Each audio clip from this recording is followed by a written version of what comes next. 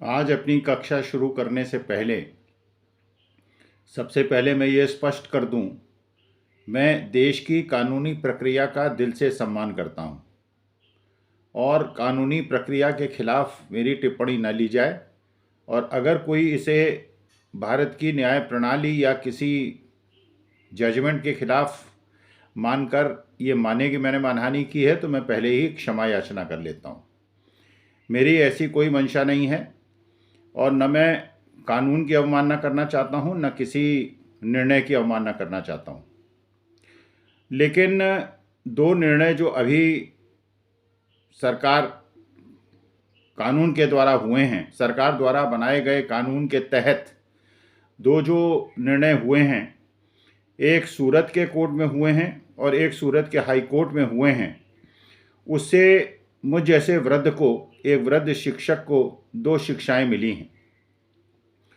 और क्योंकि मैं कानून का पालन करता हूं और मैं मानता हूं कि कानून का पालन किया जाए, इसलिए मैंने दो लेसन्स लिए हैं, मैं आपके सामने पेश करता हूं और आपके सामने निवेदन करता हूं। पहला, गुजरात हाई कोर्ट ने कहा है कि प्रधानमंत्री महोदय की डिग्री मांगकर अरविंद केजरीवाल ने गुनाह किया है और केस फाइल करके उन्होंने गलत किया है, इसलिए उन पे 25,000 रुपये का फाइन लगाया है। अब कानून है और हाई कोर्ट माननीय उच्च न्यायालय का निर्णय है, तो शिरोधार्य तो करना ही पड़ेगा, वरना अवमानना हो जाएगी। लेकिन अब मुझे ये सोचना पड़ेगा। ये अच्छा हुआ कि मैं रिटायर हो गया। 10 साल पहले तक मैं सिलेक्शन बोर्ड्स में बैठता था, फैकल्टी इंटरव्यू बोर्ड्स में बैठता था, स्टूडेंट इंटरव्यू बोर्ड में बैठता था। तो अच्छा हुआ कि मैं रिटायर हो गया, और वरना इस प्रकार के 25,000 रुपये का फाइन मेरे पे भी कई सारे हो जाते। अब कल्पना कीजिए कि आप किसी इंटरव्यू बोर्ड में बैठे हैं, या तो यूपीएससी के इंटरव्यू बोर्ड में हैं, या यूपीपीएससी या किसी भी पब्लिसिटी कमीशन के बोर्ड में हैं, या किसी प्राइवेट संस्थान के बोर्ड में हैं, या किसी भी बोर्ड में हैं, तो आपको किस चीज़ का ध्यान, हाई कोर्ट के, जो गुजरात हाई कोर्ट का निर्णय है उसके मद्देनज़र आपको रखना चाहिए। किन चीज़ों का ध्यान रखना चाहिए जिससे आप किसी की मानहानि न करें और आप पे 25,000 का फाइन ना हो जाए। तो उस निर्णय को, जो इसकी पृष्ठभूमि ये है कि कहा गया कि जो एंटायर पॉलिटिकल साइंस की डिग्री है वो सही डिग्री नहीं है, और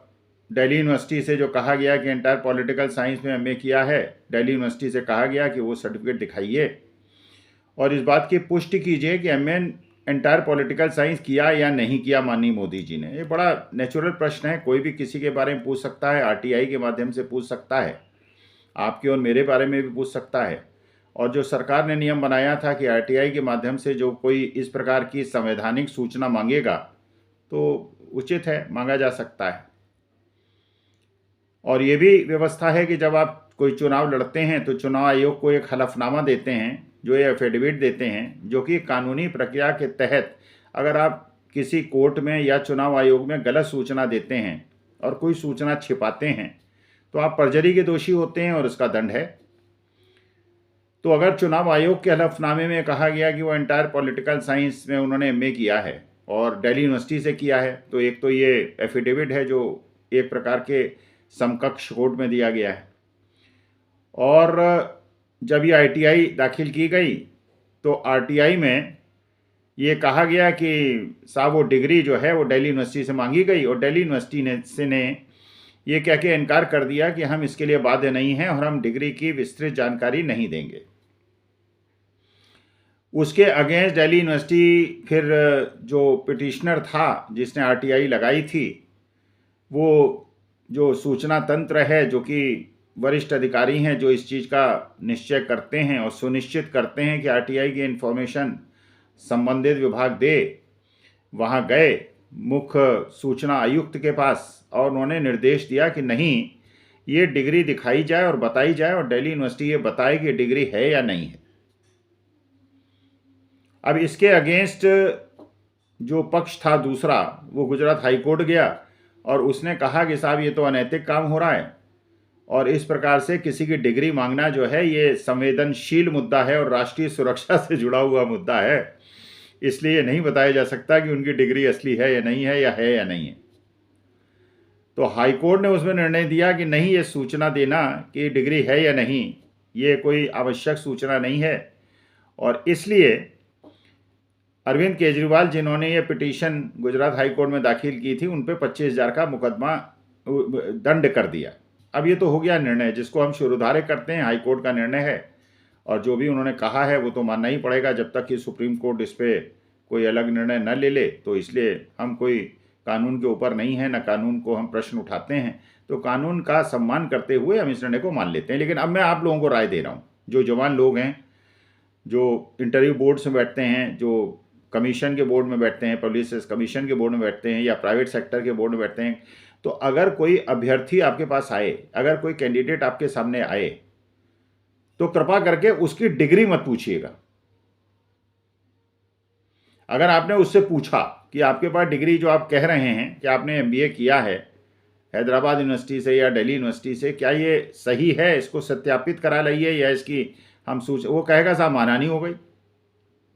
आप डिग्री के बारे में कैसे पूछ सकते हैं? और अगर आपने किसी को नौकरी दे दी और उसने 5 साल नौकरी कर ली और ये बता के नौकरी कर ली कि उसने इंजीनियरिंग एमबीए किया है, और 5 साल के बाद पता चला कि नहीं वो तो 10वीं पास था, ना उसने इंजीनियरिंग की थी ना एमबीए किया था, और ऐसी स्थिति में अगर आपने उसको नौकरी से निकाला तो उसकी मानहानि हो जाएगी, वो आपके खिलाफ मुकदमा कर देगा, आप पे 25,000 का दंड लग जाएगा।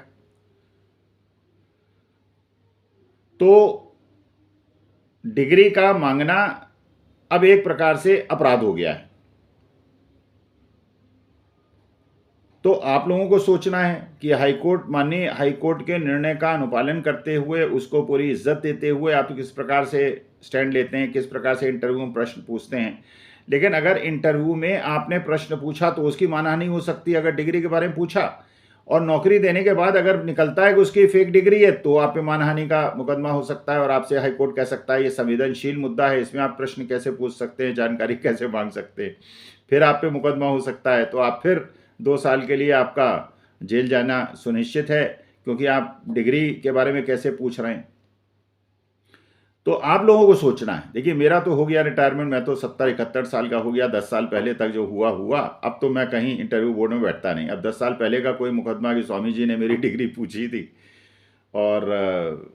ये तो मेरी मानहानि हो गई, और डिग्री क्यों पूछी, उनको क्या अधिकार था डिग्री पूछने का? जो भी मैंने दिया था उनको मान लेना चाहिए था। अगर मैंने चुनाव आयोग के हलफनामे में दिया था, एफिडेविट में दिया था, तो मेरे पे कोई परजरी का केस नहीं बनता। और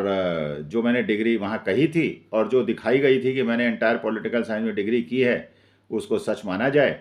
और जो इसको सच ना माने उस पर मुकदमा चलाया जाए और 2 साल की उनको सज़ा दी जाए और उनको दंड दिया जाए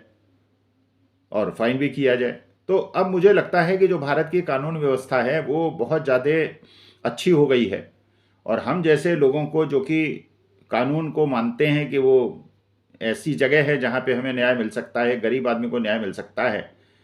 उस पर हमें अब कुछ कर तो सकते नहीं, क्योंकि हम आश्चर्य करेंगे या दुख प्रकट करेंगे तो मानहानि हो जाएगी, तो हम उस पर कोई टिप्पणी नहीं करेंगे। लेकिन मैं आप लोगों को राय देना चाहता हूँ, जो लोग बोर्ड में बैठते हैं, कि न तो किसी की डिग्री पूछें और जो वो कहे उसको मान लें, और बाद में अगर उसकी डिग्री के बारे में आप जानकारी प्राप्त करेंगे आरटीआई के माध्यम से या दिल्ली यूनिवर्सिटी से या किसी दूसरे यूनिवर्सिटी से, तो उस आदमी की मानहानि हो जाएगी। वो संवेदनशील मुद्दा है, वो आपको पूछने का अधिकार नहीं है। तो अब आप सोचिए कि कब कोई डिग्री कैसे उसको सत्यापित किया जाए और कैसे पता चलाया जाए, और वो चाहे कोर्ट में कह दे कि उसने एमए इन पॉलिटिकल साइंस किया है और बाद में पता चले कि वो डिग्री वो नहीं दिखाएगा, तो ये कैसे सिद्ध होगा कि जो उसने कोर्ट में कहा था या चुनाव आयोग में कहा था कि उसने एमए इन पॉलिटिकल साइंस किया है, वो बात सच थी या गलत थी, हलफनामा ना उसने सही दिया था या गलत दिया था, ये तो सिद्ध हो नहीं पाएगा। तो माननीय सुप्रीम कोर्ट से चंद्रचूड़ साहब को मैं मानता हूँ कि बहुत अच्छे न्यायाधीश हैं और देश की जो न्याय प्रणाली है उनके अंतर्गत सुरक्षित है, तो इसमें हस्तक्षेप करें। और हम जैसे नादान लोगों को, हम जैसे अबोध लोगों को जो कानून का सम्मान करते हैं लेकिन अब दिग्भ्रमित हैं, अब हमें समझ में नहीं आ रहा कि हम कानून की व्याख्या कैसे करें, अब मानना तो हम कर नहीं सकते क्योंकि दंड हो जाएगा। तो इसलिए कृपा करके सुप्रीम कोर्ट इसका संज्ञान ले और ये बताए कि डिग्री दिखाई जाए न दिखाई जाए, और डिग्री दिखाने से ये संवेदनशील मुद्दा कैसे हो गया, देश की सुरक्षा से जुड़ा हुआ मुद्दा कैसे हो गया,